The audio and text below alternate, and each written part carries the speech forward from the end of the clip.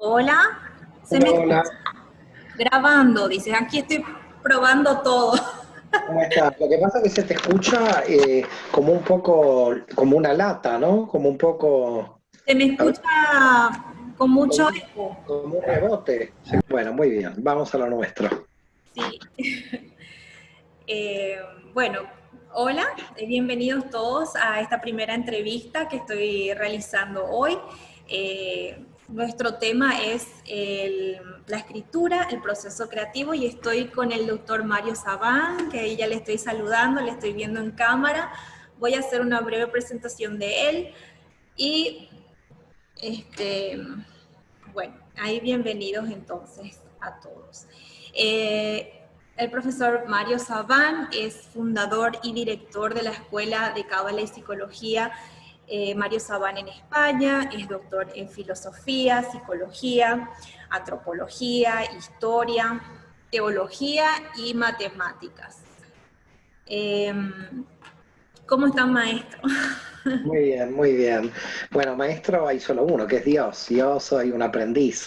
Así que gracias por lo de maestro, pero somos aprendices.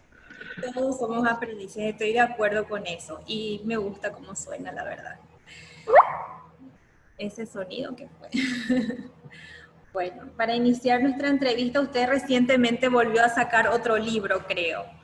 Sí, Que, bueno, sí, sí, hace poco tiempo, un mes aproximadamente, salió el libro las estrategias del Satán.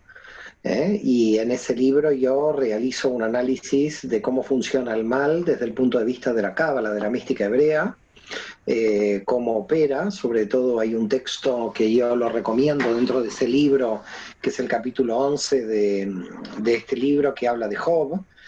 Y bueno, cómo funciona el mal es clave para poder alcanzar la felicidad, porque mucha gente, lamentablemente, cuando le aparece el mal en su vida, el dolor o alguna enfermedad o la muerte de un familiar, eh, por supuesto, tiene que transitar todo esto, y es muy doloroso, así que el dolor no está justificado, por supuesto, es muy, muy duro esto, ¿no?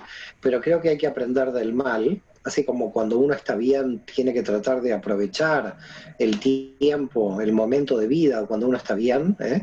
Es decir, que cuando uno se encuentra bien, bien de salud, y más o menos estable, tiene que tratar de aprovechar ese momento para prepararse, para que hay momentos en la vida, porque hay momentos en la vida que va a aparecer algún tipo de mal, y ese tipo de mal hay que enfrentarlo, hay que saber qué se hace con ese mal, cómo se aprende a partir del mal. Fíjate que en la Kabbalah los grandes cabalistas hablaban de los Mamukim, es decir, los conocedores del mal, pero no los conocedores del mal porque iban a hacer el mal a, algo, a otro, que se entienda bien esto, los conocedores del mal porque sufrían este mal, porque tuvieron experiencias de vida que se pueden considerar negativas, pero que a partir de esto evolucionaron a un nivel de conciencia superior. Entonces, sí, gracias a Dios ha salido las estrategias del Satán, y yo estoy muy feliz de que la gente pueda tener este libro como una obra que nos puede dar una brújula, un camino para conocer cómo opera el mal y qué se tiene que hacer con él. exactamente, una linda recomendación entonces el último libro que salió, ¿verdad? Bueno, ahora lo que me interesaría conocer aquí también es, yendo a nuestro tema principal, ¿cómo fue que inició con la escritura? ¿A qué edad más o menos, Mano? Mire, es muy interesante lo que me plantea, porque cuando a mí me dicen escritor, yo no me siento escritor, aunque en realidad termino siéndolo, ¿no? Porque termino escribiendo libros, pero lo mío es la investigación, es decir, a mí lo que me interesa es la investigación, el análisis del pensamiento. Es decir, yo entiendo que hay dos tipos de escritores, si se quiere. El escritor que quiere narrar una historia, en general la novela o novela histórica, y el escritor que se ve obligado a escribir, que fue mi caso, para poder escribir sus investigaciones. Entonces, claro, es más, mi primer libro fue terrible a nivel de escritura, porque fue un libro que lo que yo quería era escribir mi investigación, nada más, no pensaba en el lector. Y en consecuencia yo fui evolucionando en la escritura desde un libro que realmente, si yo lo vuelvo a leer ahora, tendría una especie de ataque de suicidio, porque es terrible ese primer libro, lo que yo escribí ahí, no por lo que escribí a nivel de contenido, porque la investigación entiendo que fue buena, pero como escritura, ¿no?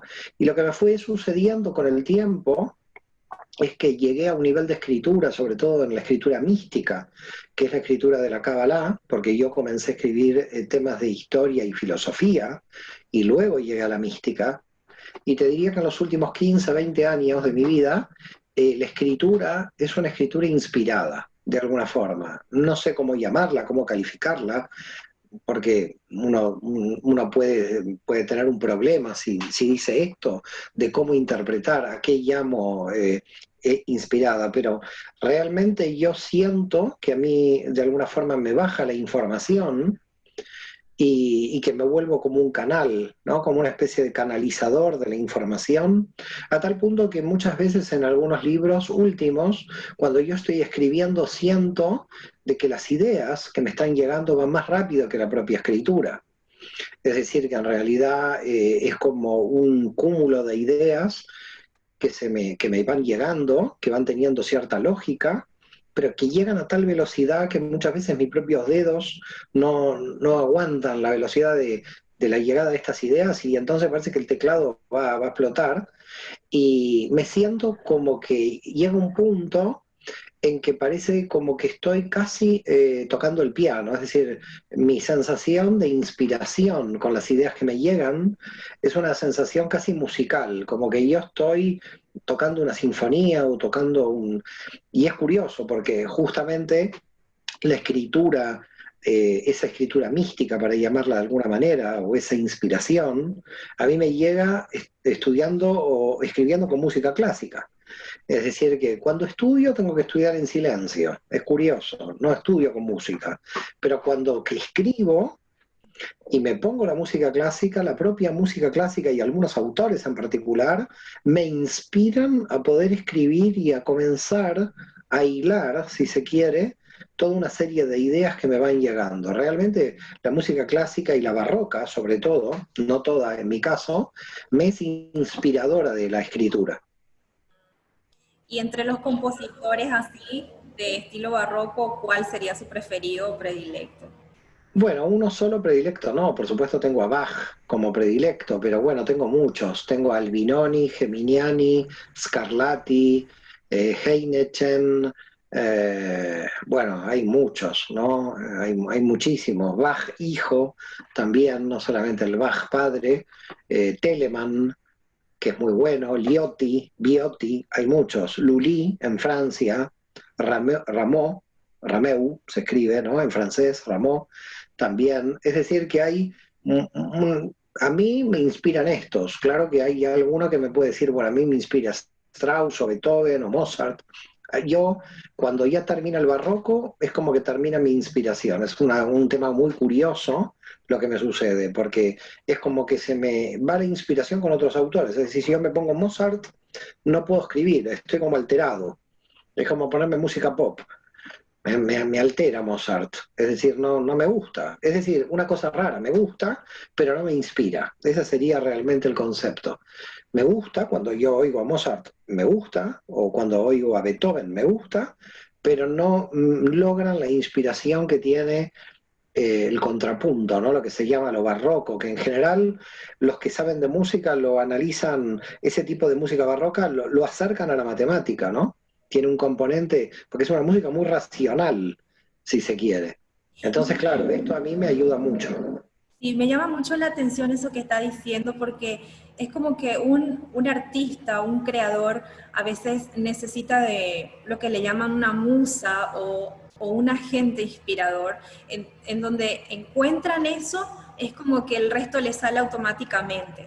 Es eso parte del proceso creativo, o sea, no pasa muchas veces, pero normalmente escucho que la gente menciona bastante, que Sí, sí. tienen algo que hace que pues están en un lugar o escuchan a una persona y dicen, bueno, ahora me pongo a escribir o me pongo a crear. Yo creo que a ver, no sé si uno tiene que dar consejos, ¿no? Pero yo creo que si una persona quiere escribir, y vuelvo a reiterar, son dos tipos de escritura, ¿no? No, en novela también me ha pasado en algunos cuentos, en algunas narraciones que he escrito, más allá del ensayo, también me ha pasado esta inspiración, así que también veo que funciona. Creo que uno tiene que reservar un cierto tiempo, una especie de tiempo monasterio, yo lo llamaría, donde en ese tiempo monasterio no existe interrupción ninguna. Eso yo creo que es muy importante. Si alguien quiere escribir y me pide un consejo, es que se tiene que reservar horas para la escritura, cerradas, que sean de continuidad, de 2 o 3 horas. No se puede escribir 10 minutos y pasar a lavar los platos y después pasar a... no se puede ir cambiando porque al final no se llega. Mi consejo, mi método por lo menos, es cerrar un tiempo, que pueden ser 2 o 3 horas, y en esas 2 o 3 horas, con ese tiempo cerrado, ese tiempo para uno, en soledad, en la inspiración. Pero si ese tiempo no se cierra, si ese tiempo no se defiende, porque además también hay que pensar algo que es muy importante. Hoy estamos muy conectados con las redes. Y el problema de la conexión con las redes es que nos saca mucho tiempo de inspiración. Entonces uno tiene que saber controlar y limitar ese tiempo de redes. Con lo cual, si uno va a estar en las redes, tiene que estar, suponga, 1 hora en las redes o 2, lo que decida la persona. Pero no puede estar todo el día en las redes. Entonces, tiene que haber primero una organización del tiempo, y en esa organización del tiempo tiene que haber bloques cerrados. Entonces uno dice, bueno, un bloque cerrado de 1 hora voy a estar en las redes, durante esa hora, pero no más. O voy a estar en un bloque cerrado de 3 horas escribiendo. Pero lo que sucede con mucha gente y por lo cual no llegan a escribir un libro o no llegan a realizar una tesis doctoral, es que hay una gran falta de concentración. Si uno va a estar escribiendo, tiene que escribir esas 2 horas y no se puede autointerrumpir. Es algo terrible en los seres humanos las constantes autointerrupciones que tenemos por nuestra falta de disciplina.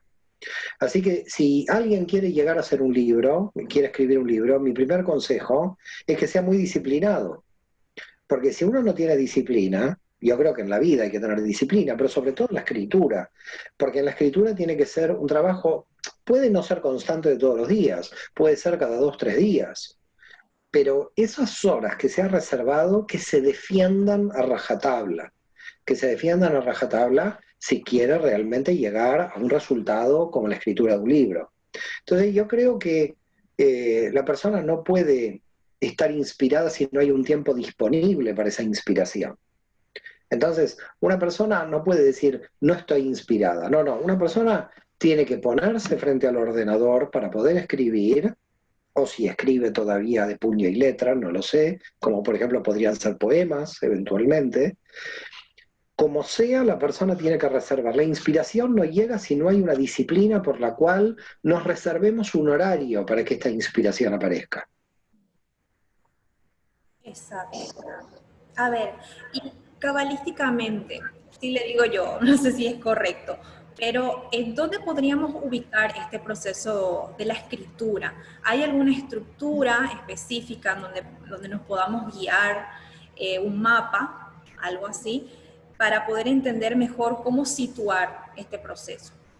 Por supuesto, en el árbol de la vida la escritura claramente está en Od, en la Sefirá de Od, aunque bueno, mis amigos poetas lo ven también cercano a Netzach, ¿no? Por los contenidos psíquicos, pero yo creo que está en Od porque en verdad para mí la influencia o ese fluvio divino, como yo lo llamaría, esa inspiración de la escritura, tendría que pasar en el árbol de la vida de Jochma Binah, donde en Binah se estructuran las ideas, y bajar de la Binah directamente hacia Od. Entonces hay un flujo de energía, ¿no? Es decir, hay lo que no sabemos que estaría en Jochma, lo que sabemos porque la idea la hemos atrapado en Binah, y luego lo bajamos a Od porque lo podemos escribir. Entonces hay varios niveles, si se quiere, hay varios niveles de profundidad en la escritura. Creo que lo importante de escribir también tiene un efecto que podríamos llamar un efecto inverso al que te he explicado. Es decir, cuando uno logra la escritura sirve de anclaje a la idea. La idea se ancla en esta escritura. Entonces cada palabra, cada letra que estamos escribiendo sirve de un anclaje. Ahora ese anclaje no solo sirve para revelar luz de la idea que tú tienes, ese anclaje tiene que servir para, a partir de una profundidad sobre el propio anclaje, extraer la información que estás escribiendo. Es decir, la escritura surge de tu información, pero tiene que surgir una información de la escritura, tiene que ser un ida y vuelta. Es decir, yo escribo para poder revelar las ideas que a mí me llegan, pero al mismo tiempo cuando yo escribí, esas ideas me producen una serie de aperturas a otras ideas que estaban más ocultas en un nivel superior. Entonces, cuando vuelvo a escribir, vuelvo a abrir puertas y vuelvo a abrir puertas a ideas de nivel superior. Por lo tanto, lo que tengo que hacer es analizar qué estoy escribiendo, porque el análisis de lo que escribo me está dando puertas que se abren a información oculta. Entonces, ¿cómo se extrae la información secreta en el universo? Se extrae de modo que hay que poner un ancla. Entonces decimos, bueno, tenemos un ancla, que es esta palabra, esta escritura. A partir de aquí, ¿qué estoy diciendo aquí? A ver, voy a interpretar lo que estoy diciendo aquí. Y entonces interpreto en el contexto histórico, interpreto, bueno, de todas maneras posibles, trato de interpretar. O yo lo hago libremente, ¿no? En filología hay como varias reglas, si se quiere, pero uno tiene que interpretar libremente lo que ha escrito. Eso es un ida y vuelta de la escritura. Para mí la escritura no es solamente un proceso de ida en cuanto yo estoy escribiendo, tiene que ser un proceso de vuelta. Ahora, el proceso de vuelta es increíble, y en mi caso ha sido increíble el proceso de vuelta de esto, porque a mí me permite desarrollar unas notas de pie de página, muchas veces en mis libros, que claro, los lectores a veces me quieren matar por esas notas a pie de página porque son más grandes que el propio texto, y entonces hay una especie de miedo a mi persona cuando hago la nota de pie de página, porque los lectores dicen, ¿cómo puede ser que exista una nota de pie de página de 30 renglones? A veces me como, la nota de pie de página se come toda la página.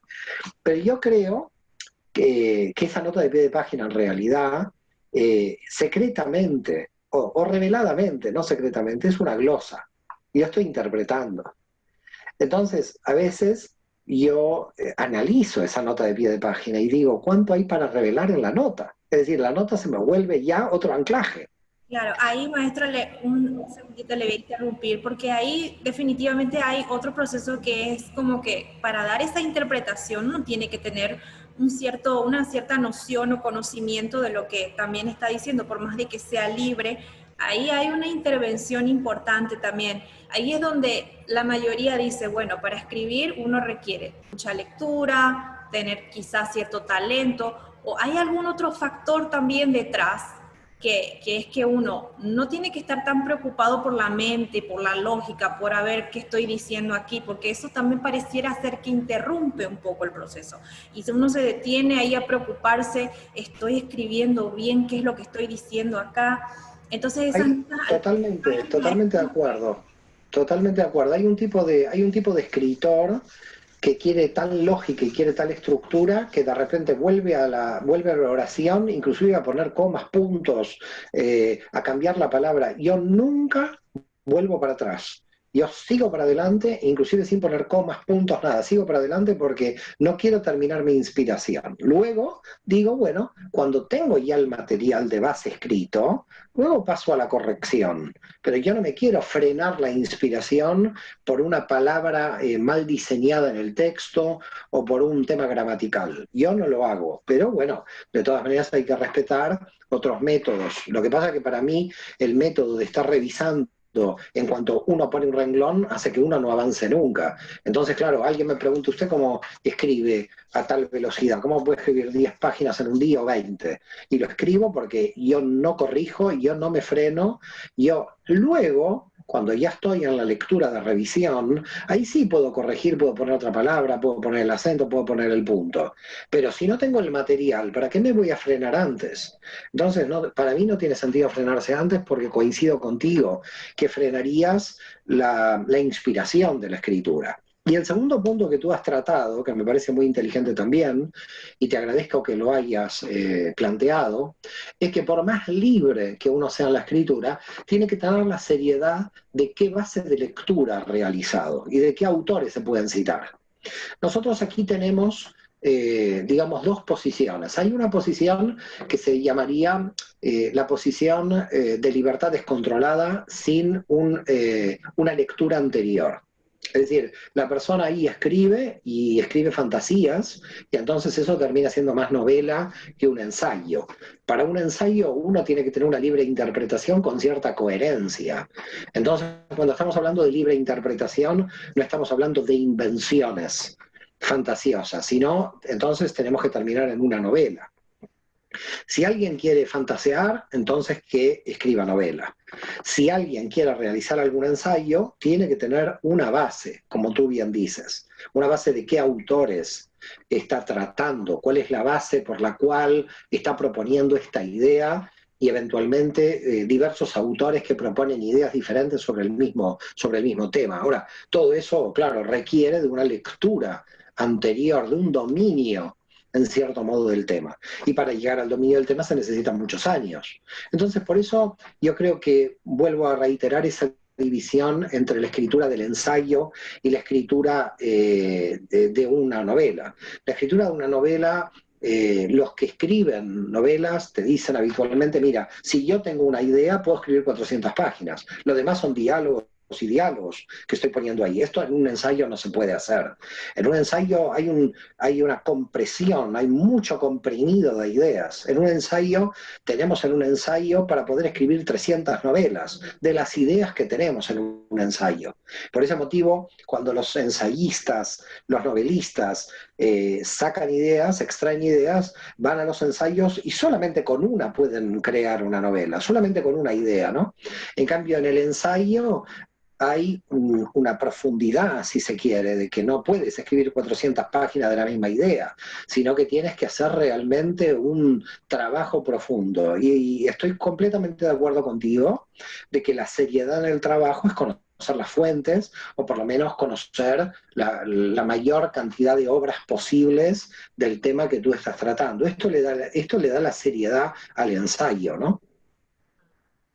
Y aparte de la música, profesor Mario, ¿qué escritor, ya sea espiritual, de mística o puede ser de literatura también, ¿por qué no? ¿Fue su mayor inspiración? ¿Tuvo alguno específico por el que se guió? O... Bueno, mira, en principio dentro de la Kabbalah, a mí el que más me inspira en la Kabbalah es Aryeh Kaplan y también, por supuesto, me inspira mucho Isaac Luria. Aryeh Kaplan fue un sabio del siglo XX muy, muy importante, que realmente aunó matemática, física, astronomía, astrología y esa capacidad holística de comprensión de la realidad mística desde todos los ángulos, creo que lo ha hecho único en el siglo XX. Y en el siglo XVI, claramente Isaac Luria, por la potencia de análisis cosmogónico que tiene de la realidad. Estos para mí son los grandes inspiradores en el terreno de la Kabbalah. En el terreno de la escritura en sí misma, yo la verdad que no soy, digamos, no leo prácticamente novelas, te diría que es cero mi lectura de novelas, pero sí queda claro de que el que realmente comprendió, el que realmente pudo penetrar desde la literatura, si se quiere, al tema místico de la Kabbalah, indudablemente es Borges. Jorge Luis Borges, indudablemente desde la literatura, logró una percepción de la Kabbalah. Imagínate que cuando él recibió el premio Jerusalén en Israel y viajó a Israel, que ya tenía bastante avanzada la ceguera, le preguntaron, bueno, ¿qué quería visitar? Pero bueno, la visita era entre comillas, ¿no? Porque todavía ya tenía mucha ceguera. Y entonces él dijo, yo lo que quiero es tener toda una tarde de conversación con Gershom Scholem, el gran historiador de la Kabbalah, y se lo concedieron, contactaron con Gershom Scholem para tener ese encuentro, ¿no? Entonces, imagínate, el único deseo de Borges en Israel fue reunirse con el gran historiador de la Kabbalah, ¿ok? Porque de alguna forma le había influenciado mucho en su literatura. Así que literatura, indudablemente Borges, pero en el campo de la investigación, en el campo del ensayo, indudablemente, te reitero, Aryeh Kaplan en el siglo XX e Isaac Luria en el siglo XVI. ¿Y qué libro de Borges podría recomendar entonces, así Es que cabal, casi, yo te bien, bien diría que cabal? toda la obra de Borges está influenciada, la gran mayoría, porque él habla mucho de todo el tema de la eternidad y del infinito. El tiempo. Entonces, si en la Cábala hablamos permanentemente de estos temas, esta cuestión de, ¿no?, las ruinas circulares, por ejemplo, ese cuento que tiene increíble. Yo te diría que hay muchísima cantidad de material dentro de la obra de Borges que está críptico, que está metido, oculto, dentro de toda la obra, porque tanto el infinito como la eternidad son los grandes temas de la Kabbalah. Cómo salir del espacio-tiempo para lograr la eternidad del alma, ¿no? Cómo el alma puede captar esa eternidad y cómo la Kabbalah da los métodos para captar esa idea de vida eterna, ¿no? Que no tiene nada que ver con la inmortalidad física, sino que tiene que ver con una cuestión de energías. Yo creo que en ese sentido habría que indagar en toda la estructura de su obra. ¿Y si no hubiera escrito ninguna obra? Esta es una pregunta que me surgió así. Si no hubiera sido parte de su carrera también escribir, ¿qué se ve haciendo aparte? ¿Qué otra actividad? ¿A qué se estaría dedicando? Eh, ¿Alguna yo otra, digamos, algún otro talento que tiene? Mira, si tú me dices, a ver, yo ya tengo 55 años, ¿no? Pero si tú me dices, bueno, de volver a empezar, prácticamente me estás preguntando, ¿no? Un volver a empezar, creo que me decantaría por el estudio de la física, porque la cosmogonía de la Kabbalah se acerca mucho a la física y creo que en la física hay todavía muchas sorpresas en los próximos tiempos. La física nos va a dar muchas sorpresas de cómo funciona el universo.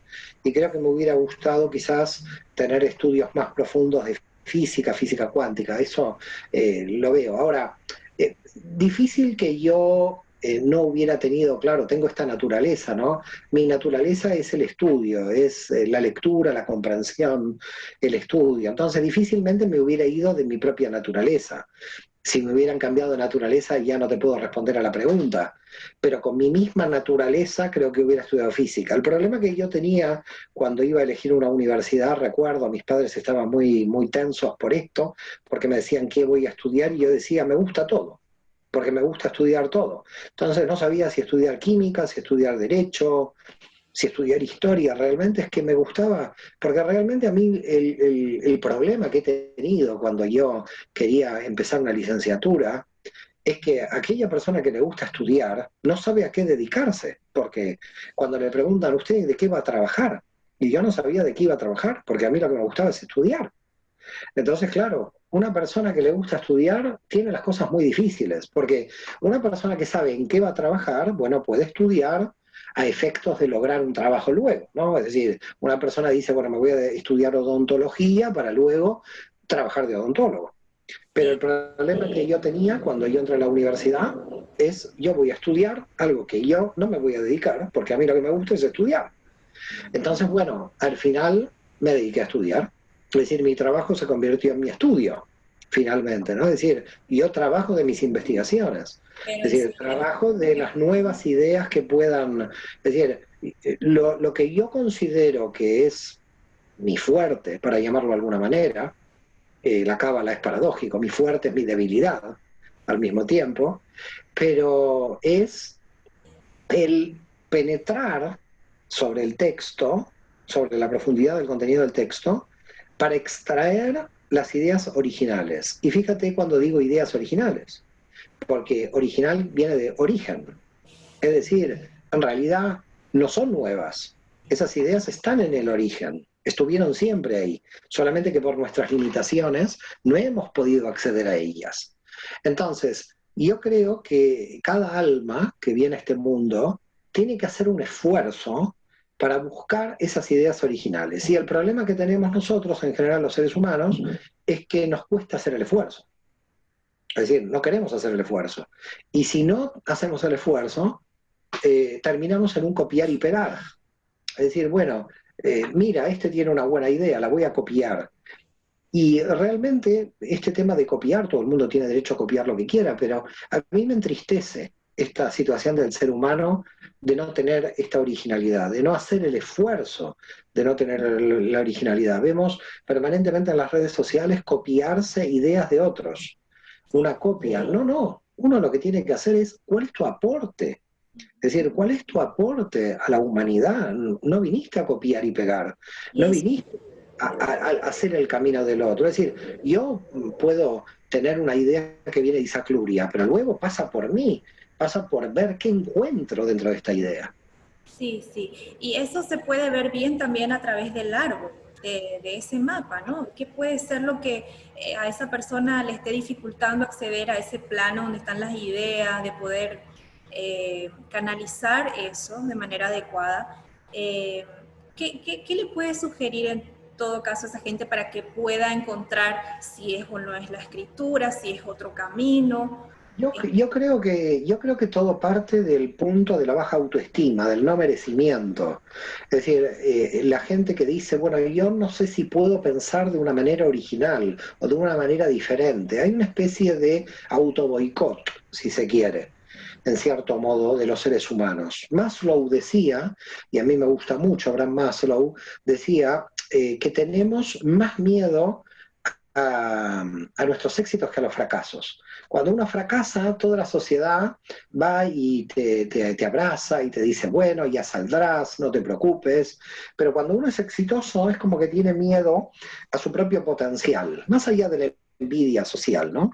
A su propio potencial. Y Maslow decía algo que yo comparto totalmente y es, la gente le tiene miedo a su propio potencial cuando en realidad el propio potencial es lo que va a hacer que la persona se desarrolle.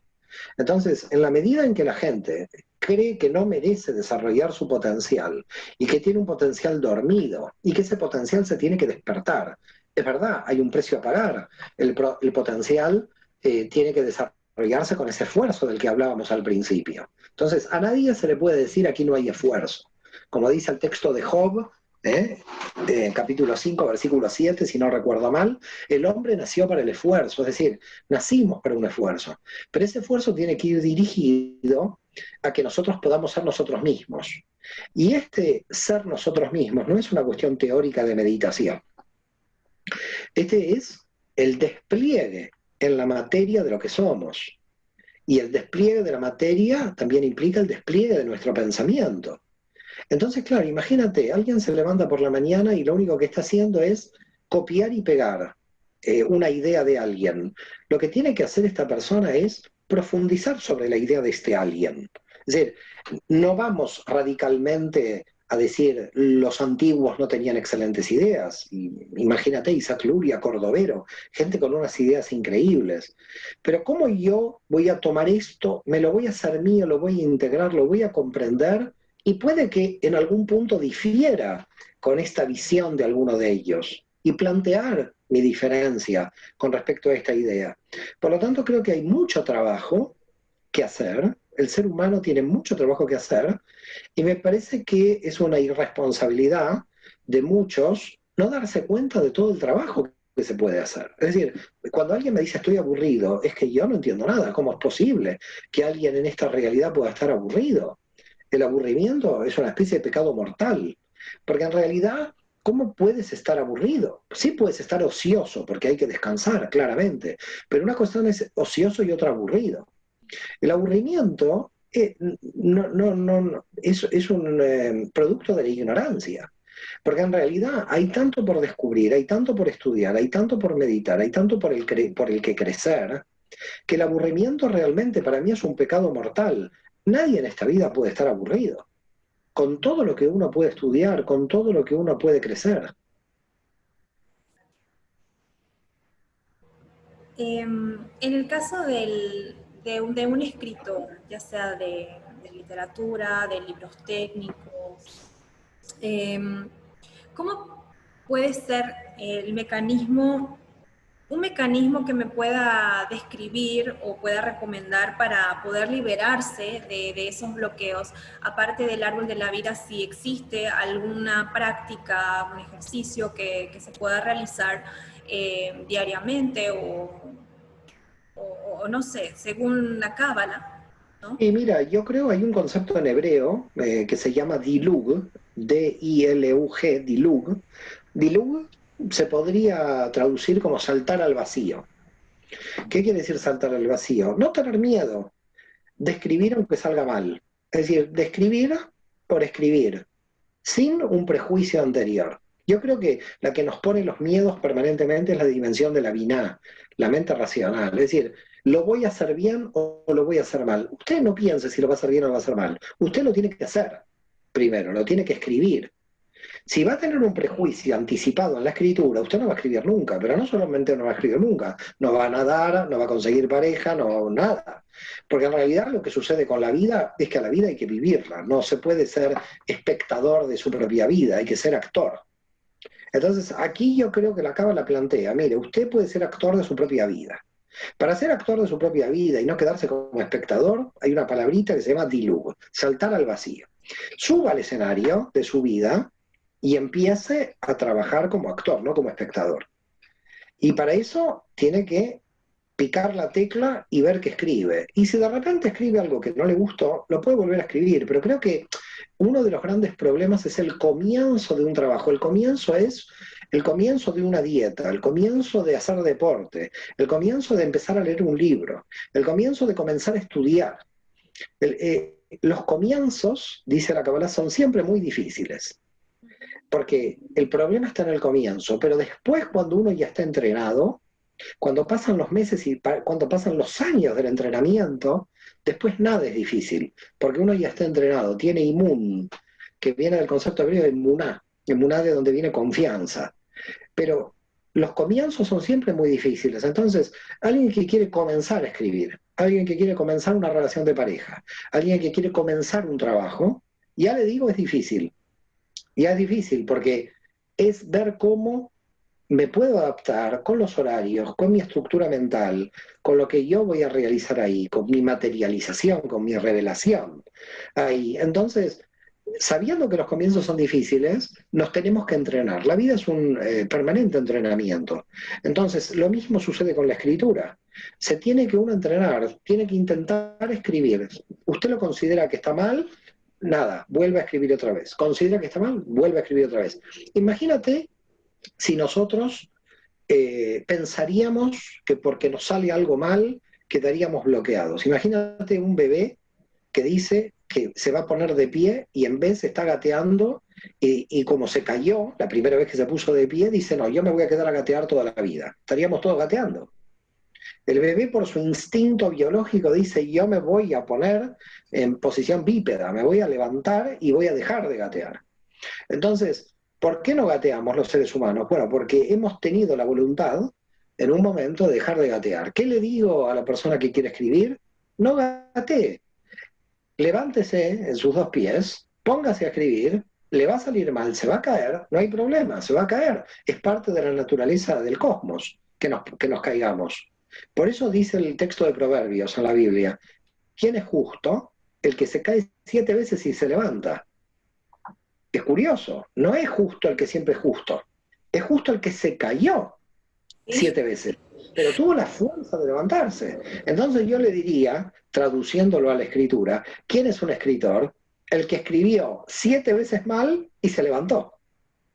Por supuesto, porque de los errores se aprende, ¿no? Así es, pero muchas Hay que veces hay gente aprenderlo, que... porque o si no, uno se queda ahí en el piso. Así es, Estamos totalmente. bien de tiempo, ¿verdad, maestro? Es que habíamos comenzado, parecía unos minutos. Vamos bien, creo. Igualmente esto se evita. Sí. Bueno, para ir cerrando nuestra entrevista, ¿verdad? Está trabajando actualmente en un libro, ahorita mismo otro libro aparte del que recientemente publicó. Sí, con 2 coautores, amigos, si Dios quiere, saldrá en el mes de mayo la obra Jesús y la Kabbalah, donde analizamos todas las enseñanzas de Jesús en relación con la mística hebrea. Ay, qué genial. Cuidado que tienes la exclusiva de esto, ¿eh? Para las personas que preguntan mucho de Jesús, Ay, ojalá un día pueda también conversar con ustedes eso, porque hasta a mí me da curiosidad. Tiene varios videos sobre eso, pero yo tengo mis preguntas personales que quisiera decantar también, ¿verdad? Y que veo que la gente siempre va por las mismas preguntas o se cuela por las mismas preguntas, pero yo como que me van surgiendo nuevas y entonces las voy a anotar para un día, para cuando saque ese libro, probablemente. Lo que le iba a decir es... otra cosita, a ver. Bueno, creo que con eso más o menos terminamos, pero no sé si podemos redondear un poquito nuestra sesión, a ver qué Sí, alguna, perfecto, perfecto. ¿Alguna conclusión? Una conclusión. como una conclusión, ¿sí? De este proceso de la escritura, para centrarnos siempre en la escritura. Por supuesto, yo creo que lo importante como conclusión de todo lo que hemos hablado es que la persona que quiera escribir, que realmente entienda primero lo más importante, que toda alma vino a este mundo a poder revelar luz, a poder revelar información, y esa información, si la tiene para sí mismo, en realidad no la podemos compartir, no la puede compartir con nadie, con el universo. Creo que toda persona que tiene la posibilidad de escribir, a veces de escribir muy bien, o que tenga una información a través de la investigación, tiene que publicar, tiene que escribir, tiene que salir a la luz, tiene que ser revelada. Y esa revelación de luz ilumina a mucha gente, por lo tanto yo a los futuros escritores les diría, es importante para vosotros mismos que puedan escribir, para vuestra propia realización personal, pero también para la humanidad, para que la humanidad se vea beneficiada de la luz que este escritor nos está dando. Perfecto.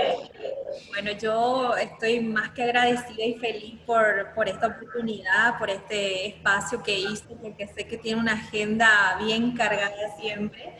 Así que, bueno, no me queda más que estar infinitamente agradecida, ¿verdad?, por esta primera entrevista para, por supuesto, Laberinto Arte y Cultura, que es un nuevo emprendimiento que estoy creando. Y bueno, maestro, el mejor de los éxitos Muchas gracias. por Muchas todo. gracias a ti también con tu nuevo sitio y muchos saludos a todos los que nos están oyendo. Gracias. Shalom. Muchísimas gracias, Shalom, maestro. Shalom, shalom.